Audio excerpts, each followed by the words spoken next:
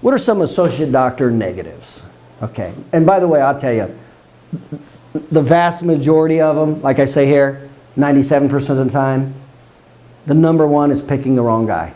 That's number one. And I'm gonna go over the importance of understanding picking the right guy will just make all the difference in the world. All the difference in the world. And it's not 5% or 10%. I put it at 97%.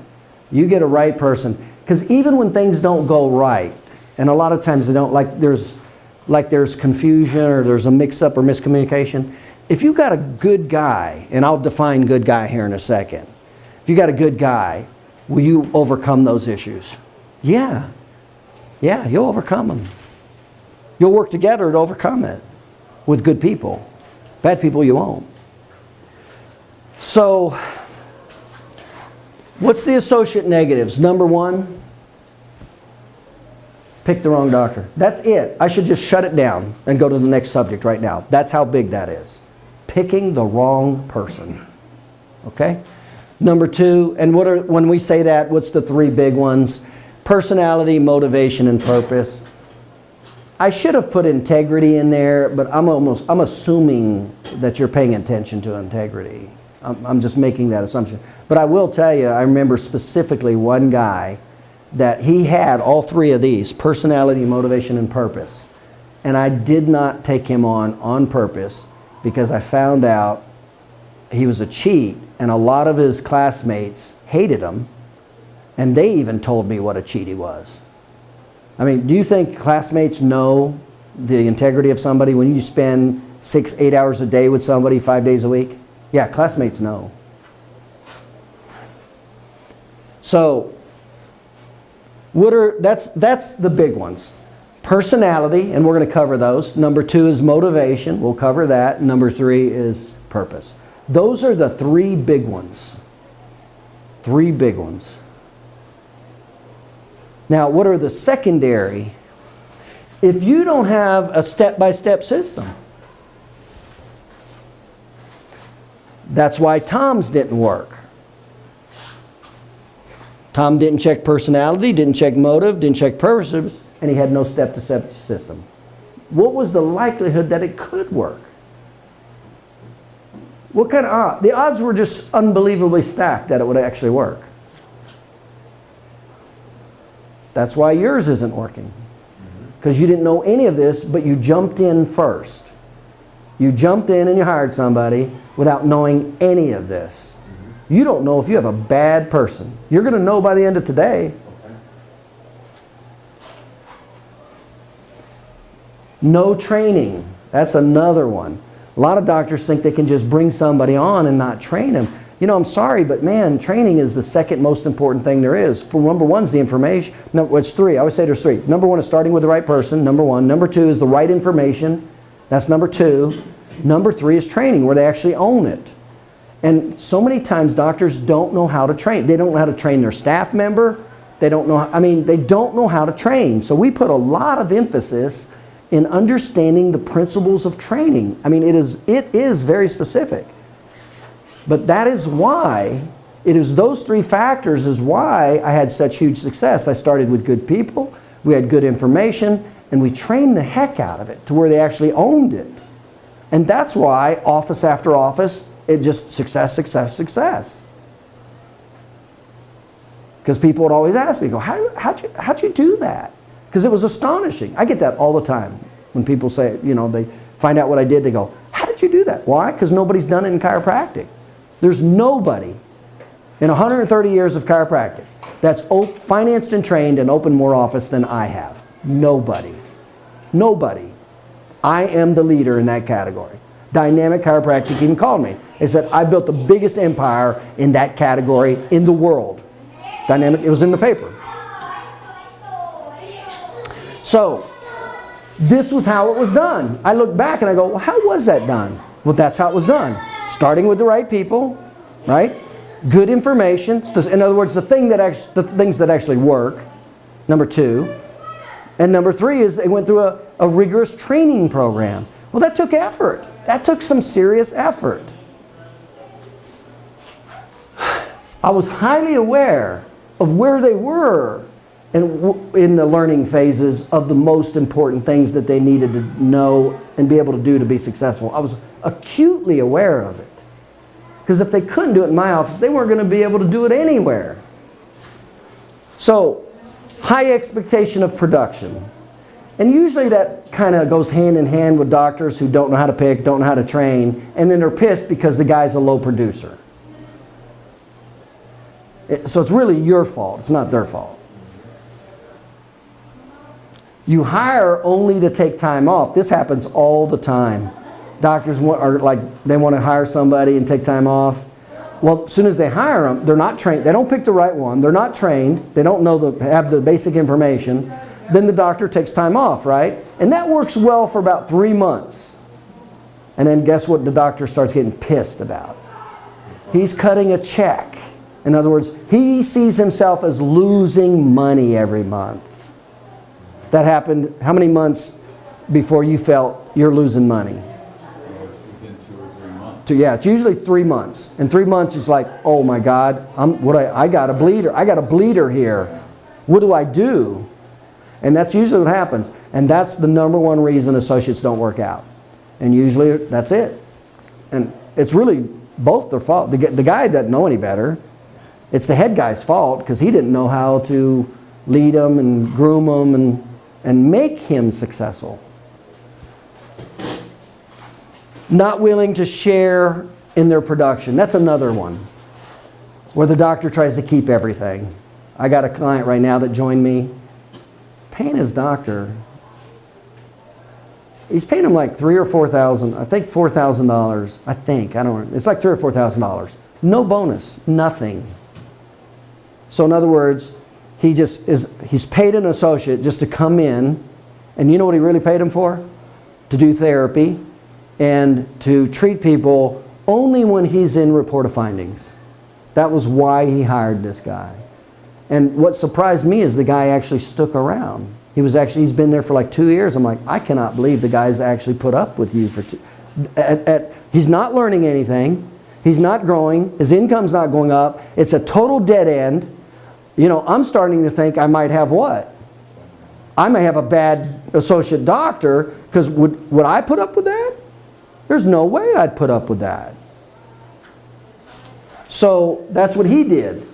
He didn't know how to pick them. He didn't know how to train them. He didn't know how to make them productive, but he wanted some time. So he goes and pays low balls payment, to get somebody. And, I call it the cabana associate. I call it the cabana associate. The associate who's there to serve you drinks.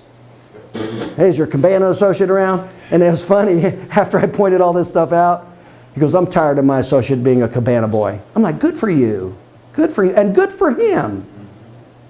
Help you and help him, instead of being a negative. Not willing to share in their production. Think they will bring in business with no training. That's another big one. All of these are you, are they not? How come they're not producing? Because you just did a bang-up job training, didn't you? Because they should just know everything, right? They should just know it through osmosis. Man, they call it management by osmosis. So, what's the number one thing that's going to prevent this relationship from being bad? The number one thing. Picking the right person. What's that mean? Personality, motivation, purpose. Dig. I interview the heck out of people. Dig. I want to know that information. That's going to tell me the future. Because I already know I have the material. I already know how to train. That's going to tell me if I have a future with this person. I'll give you a couple stories. And it took me a while to learn this. I kept looking back. Remember I told you that my first associate doctor was a total failure. Opened my second office and it was a total failure. Why? Because I didn't know any of this. What personality was he? He was passive phlegmatic. I didn't know this back then. What motivation did he have? He was a baby trust boy. He was an only child from a wealthy family. You think he ever had to work a day in his life? He had absolutely no motivation. We're going to go into the motivation and how to find that motivation. Did I know that when I hired him, that how important this was? No. He didn't really care about chiropractic. You know, thought it was something cool maybe to get into. Total failure. And then the failure was on my part. I picked the wrong person. And then I had no training. There was no training involved. It was a total nightmare. I was going over there all the time, and it was bleeding money. And then because I'm going over there 3 days a week, now my practice is going on. I'm like, okay, that's enough. Regroup. Regroup. Let me drink a lot, and then I'll regroup.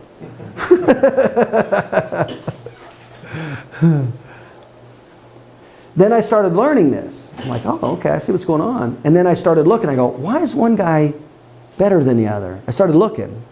And then I started studying more and more about human behavior and motivation. And I'm like, oh, I see. Personality is very important to being self-employed.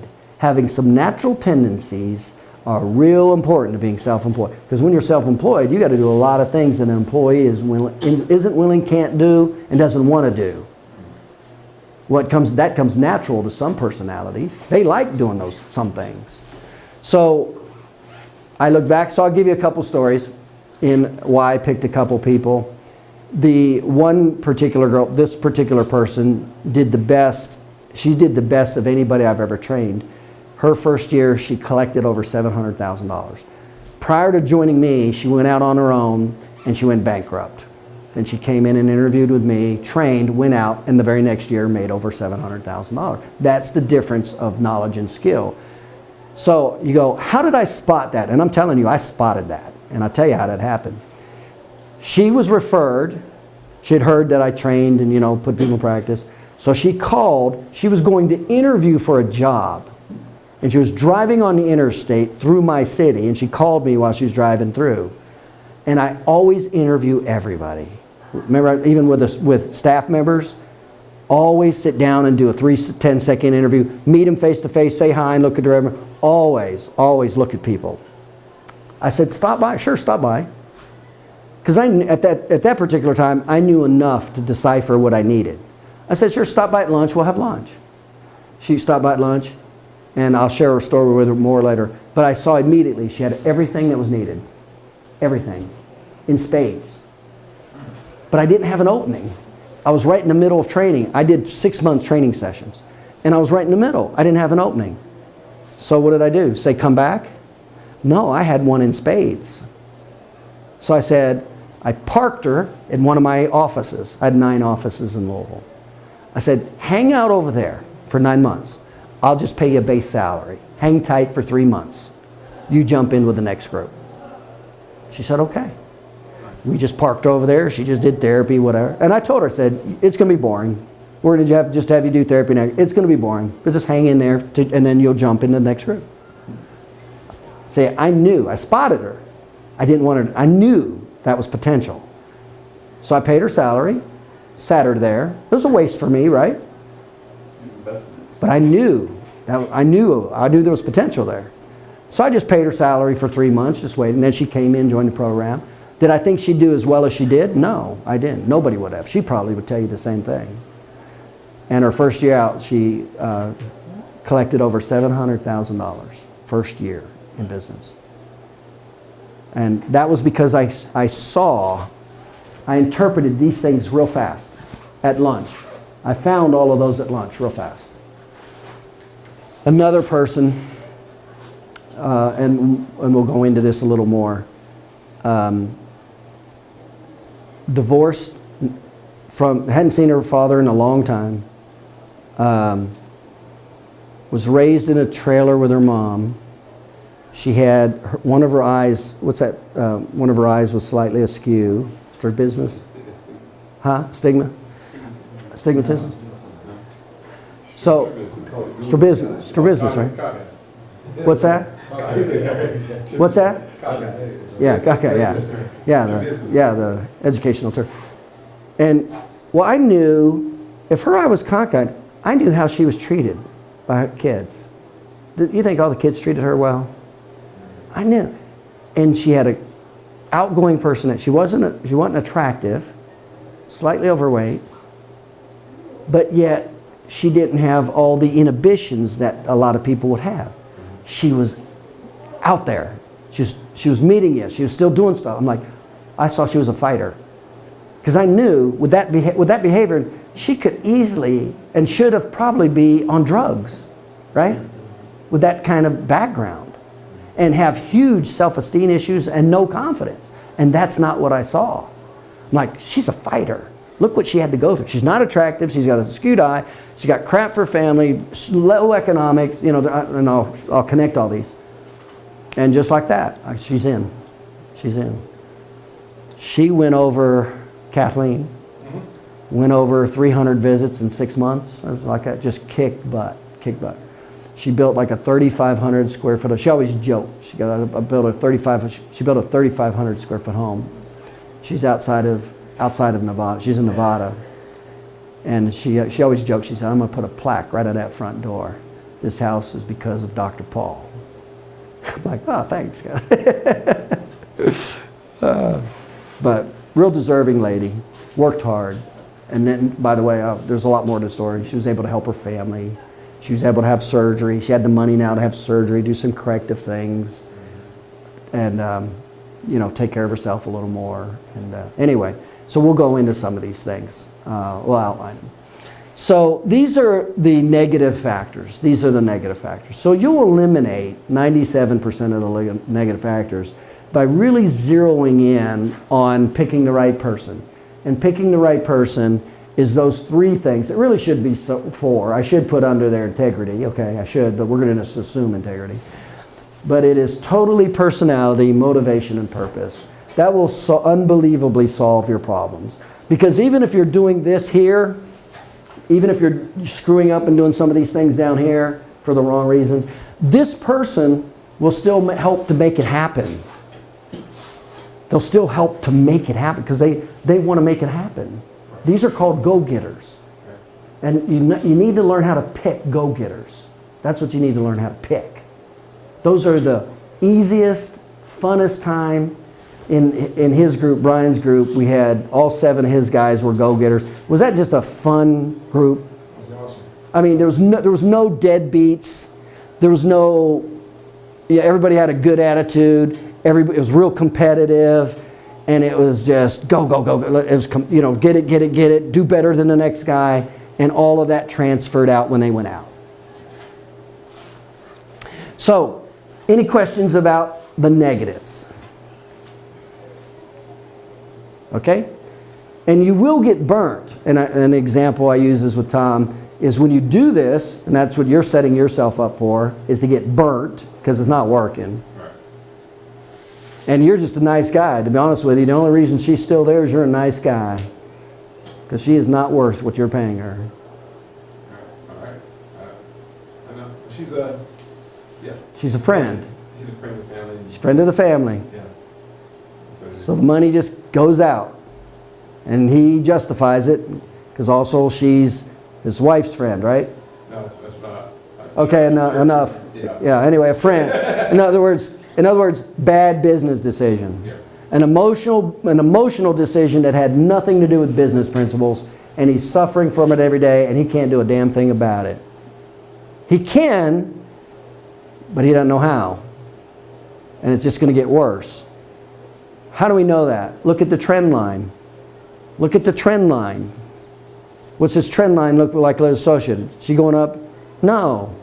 It's plateau. Why? Because her skill hasn't changed. Their skill and knowledge hasn't changed. Why the hell do you think anything's going to change? And by the way, I don't know yet. You'll find out. But if she has some of these that are wrong, it's not going to change. And now you got a major decision. And it's worse because now you made an emotional decision in the first place that you never should have made. The hardest person I had to fire was one guy that was just a great guy. You know, and I misjudged. Actually, I didn't misjudge him. I knew him, but I just liked him so much. Can't think of his name. You'd know him if I said it. But I just liked him so much. He just was a great guy.